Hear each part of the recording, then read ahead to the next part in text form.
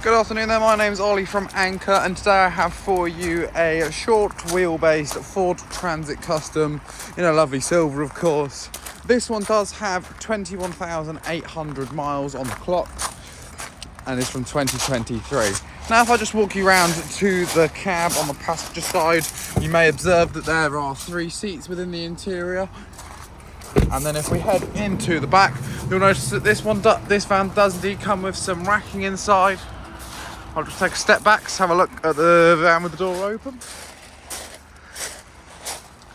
And I'll just hop into the back as well, to show you as well.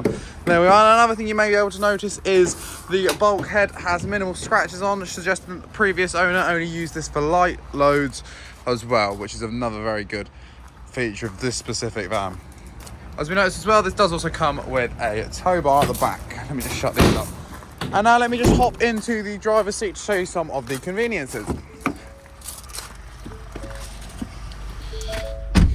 So first things first, this van does come with cruise control, hands-free voice assist, hands-free calling, Bluetooth,